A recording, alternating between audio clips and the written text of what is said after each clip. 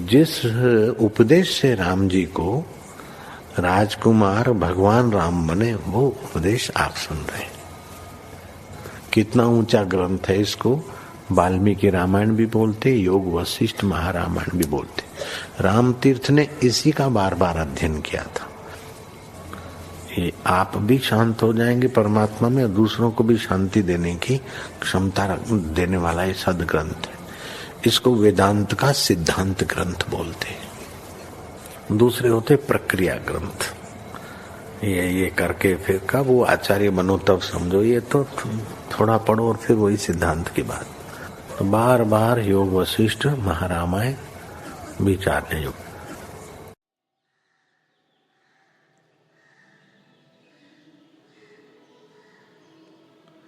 ओम श्री सद्गुरु परमात्मने नमः। श्री वशिष्ठ जी बोले, हे राम जी, जैसे बादलों के दूर हुए सूर्य स्वाभाविक भासता है, तैसे ही फुरने से रहित होने से चेतन तत्व भासावेगा। और जैसे प्रकाश रूप चिंतामणि स्वाभाविक भास आती है, तैसे ही आत्म प्रकाश स्वाभाविक भास आवेगा। फिर जो कुछ क्रिया तुम करोगे वह सब फलदायक न होगी। जैसे कमल को जल नहीं स्पर्श करता है, तैसे ही तुमको क्रिया न स्पर्श करेगी, और चित्त आत्मगति निर्वाण रूप होगा, और क्रिया करता भी अकर्ता रहोगे। हे राम जी, असंसक्त पुरुष ध्यान करे अथवा व्यवहार करे, वह सदा ध्यान में स्थित और शोक से रहित है। बाहर से यदि वह क्षोभमान दृष्ट आता है, परंतु हृदय उसका सर्व कलना से रहित है, और वह संपूर्ण लक्ष्मी से शोभता है। हे राम जी, जिस पुरुष का चित्त चैत्य से रहित अचल है, सो विगत ज्वर है, उसको कुछ दुख स्पर्श नहीं करता। जैसे जल कमलों को स्पर्श नहीं करता और औरों को निर्मल करता है, और जैसे निर्मली मलिन जल को निर्मल करती है, तैसे वह जगत को निर्मल करता है। ओम श्री सद्गुरु परमात्मने। श्री योग वशिष्ठ महारामायण निर्वाण प्रकरण सर्ग 96। मुनि बोले, हे राजन, आत्मा स्थिर रूप है, परंतु भ्रम से चंचल भासित होता है। जैसे जल की चंचलता से पर्वत का प्रतिबिंब भी चंचल होता है, वैसे ही देहादिक से आत्मा चलता भासित होता है, परंतु आत्मा नित्य शुद्ध और अपने आप में स्थित है। जैसे घट के नाश से मिट्टी का नाश नहीं होता, वैसे ही देह के नाश से आत्मा का नाश नहीं होता। जैसे शुद्ध मणि में नाना प्रकार के प्रतिबिंब पड़ते हैं, पर उनसे वह रंजित नहीं होती, वैसे ही आत्मा में मन, इंद्रिया और देह दिखते हैं, पर उसे स्पर्श नहीं करते। जैसे सब मिष्ट पदार्थों में एक ही मिठाई व्यापी है, वैसे ही सब पदार्थों में आत्मा सत्ता व्यापी है। हे राजन, आत्मा सदा चल रूप है, परंतु अज्ञान से चल रूप भासित होता है। जैसे दौड़ते हुए बालक को सूर्य दौड़ता लगता है, वैसे ही आत्मा देह संग से अज्ञानवश विकारवान भासित होता है। जैसे प्रतिबिंब का विकार आदर्श को नहीं स्पर्श करता, वैसे ही देह का विकार आत्मा को नहीं स्पर्श करता। जैसे अग्नि में स्वर्ण डालिए तो मैल जल जाता है, पर स्वर्ण का नाश नहीं होता, वैसे ही देह के नाश से आत्मा का नाश नहीं होता। वह तो नित्य शुद्ध अवाच्य और अचिंत्य रूप है। हे राजन, वह देखने में भी नहीं आता, परंतु चेतन वृत्ति से सब देखता है। जैसे राहु अदृश्य है, परंतु चंद्रमा के संयोग से दिखता है, वैसे ही आत्मा दृष्ट है परंतु चेतन वृत्ति से जाना जाता है।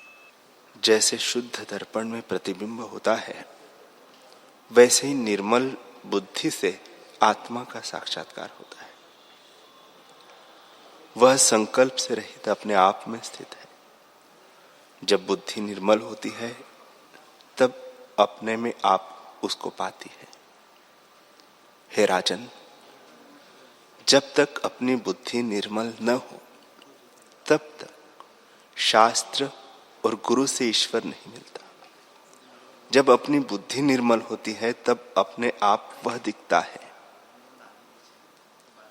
जब संसार की सत्यता हृदय से दूर हो और आत्मा का अभ्यास हो तब बुद्धि निर्मल होती है।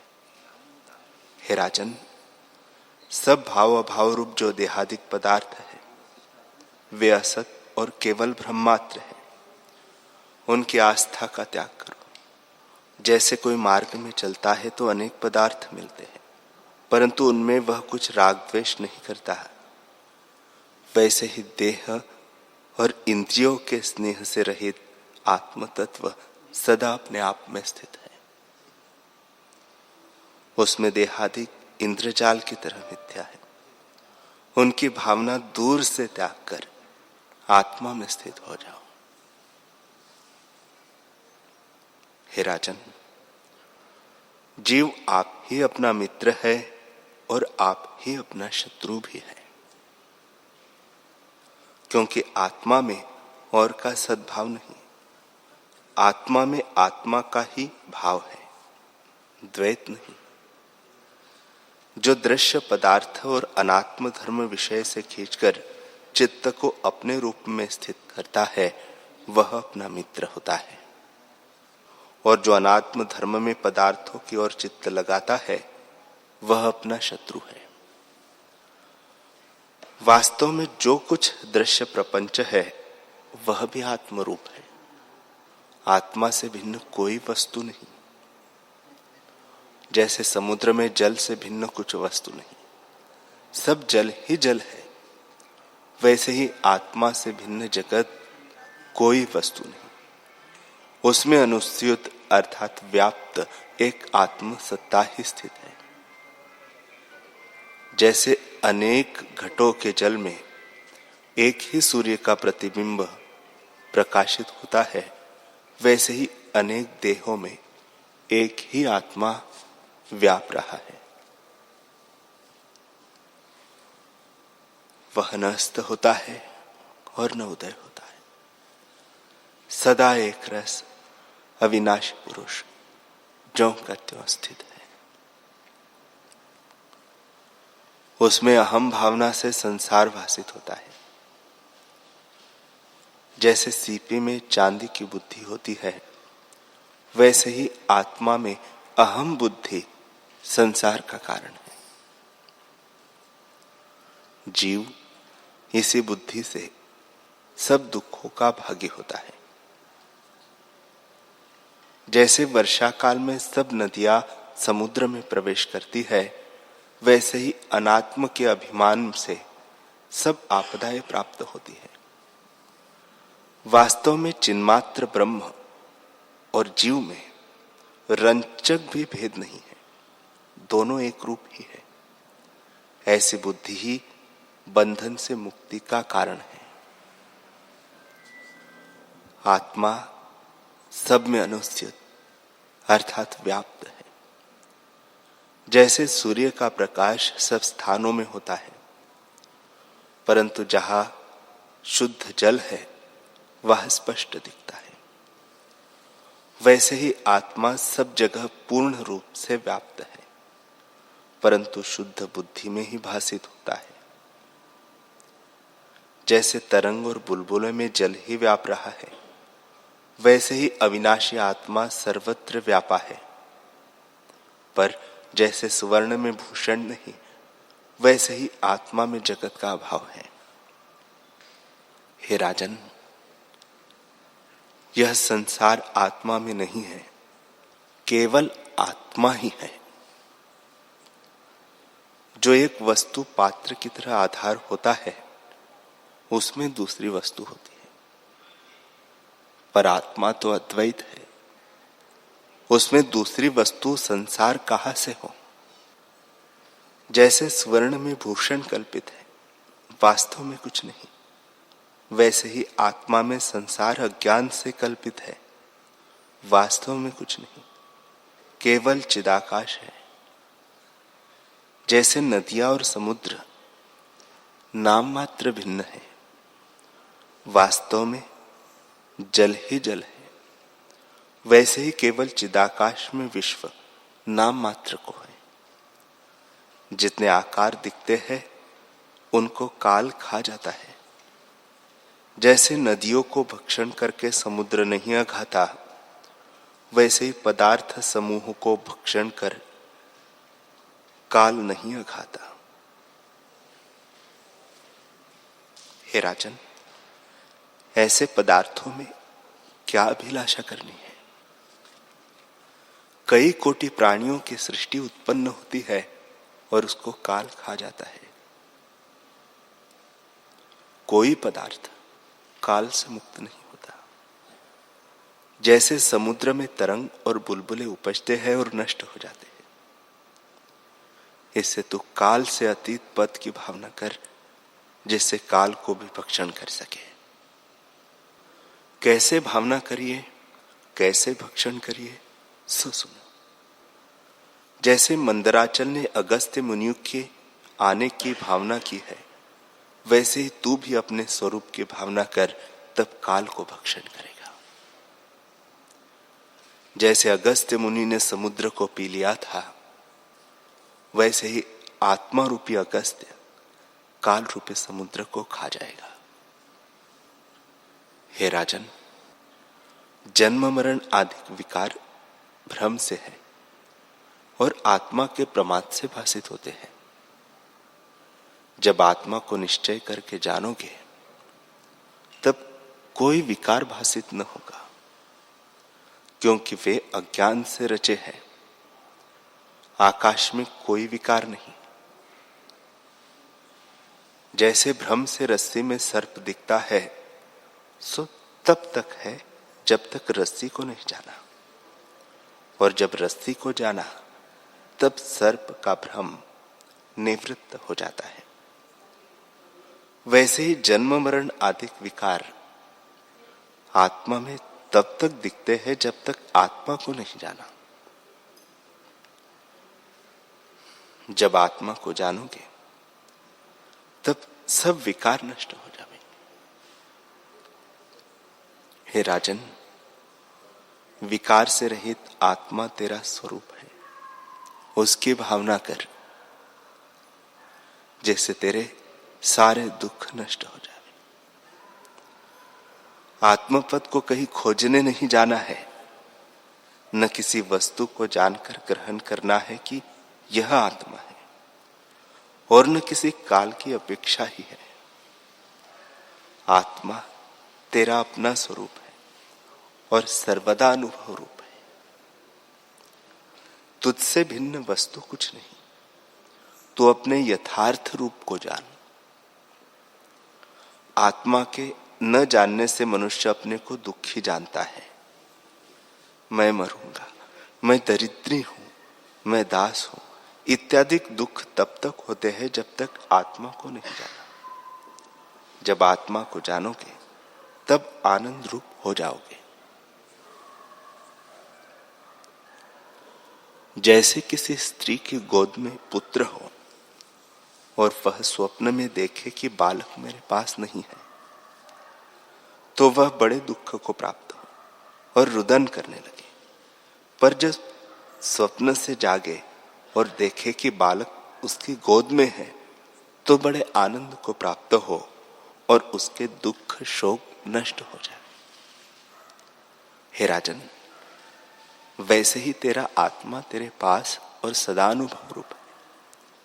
उसके प्रमाद से तू अपने को दुखी जानता है।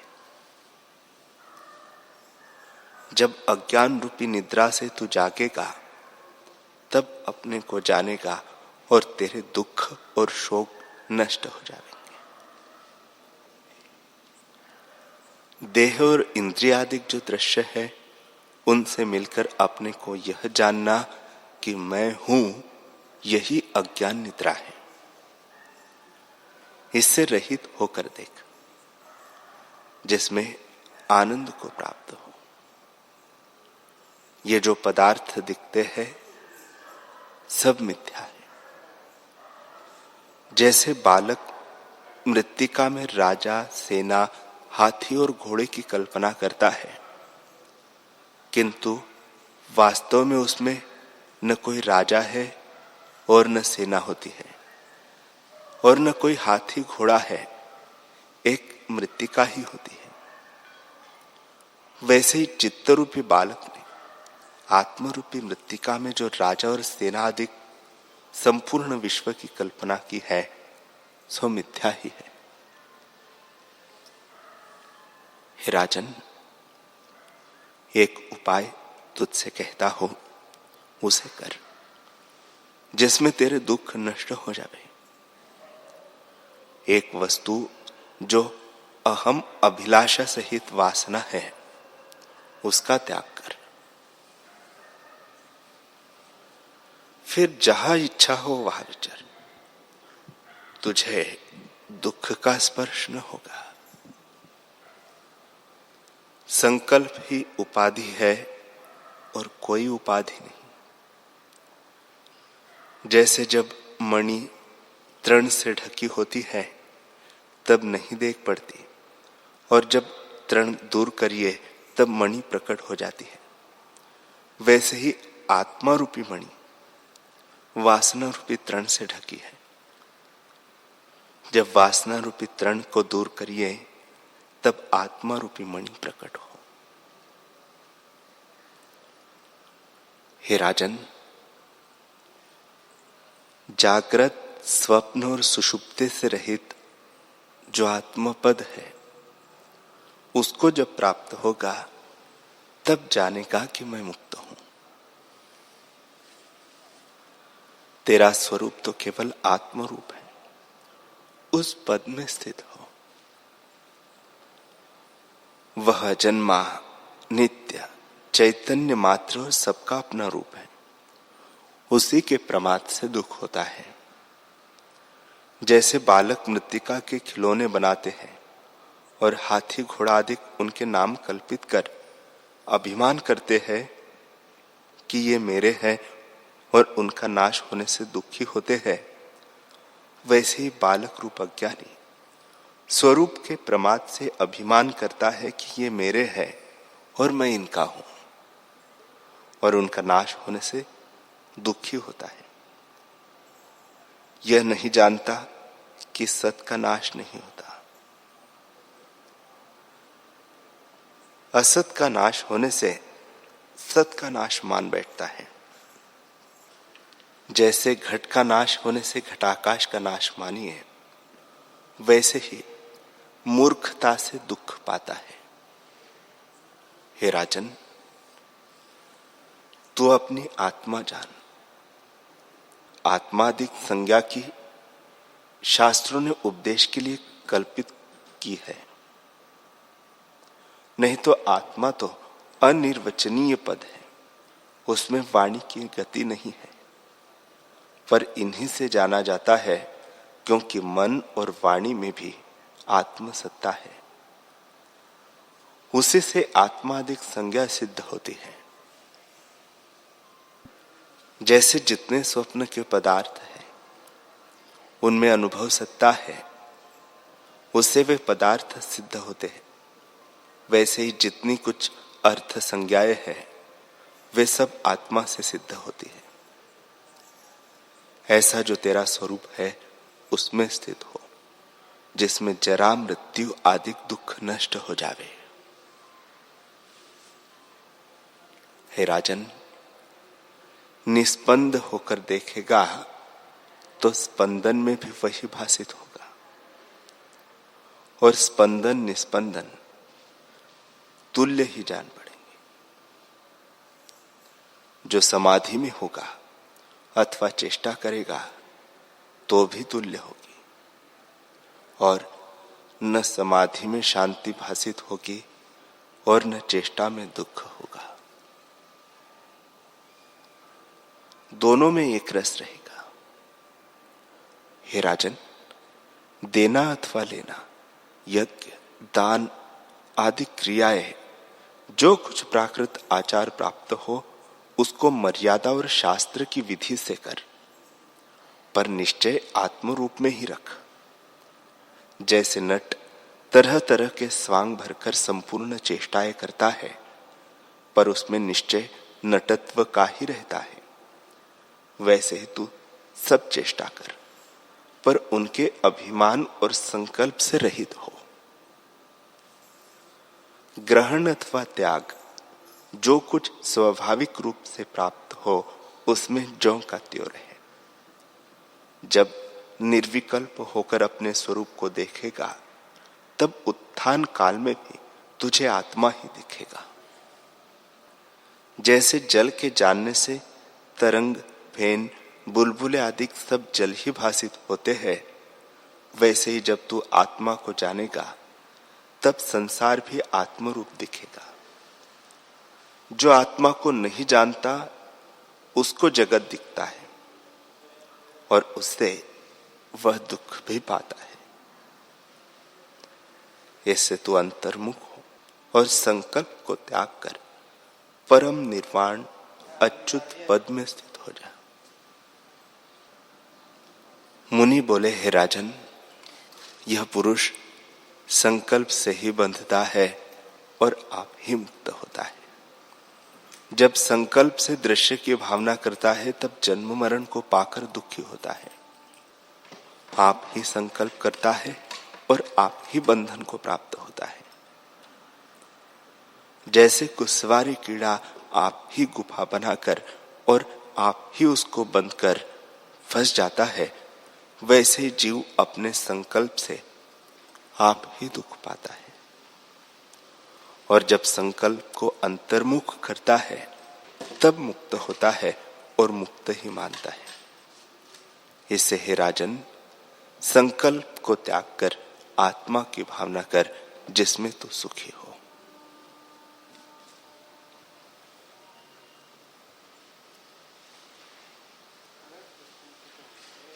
हरि ओम।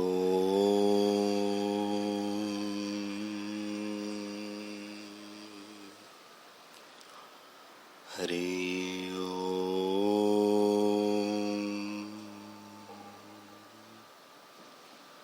ओम। सहना भवतु सहनौ भुनक्तु सह वीर्यं करवावहै तेजस्विनावधीतमस्तु मा विद्विषावहै।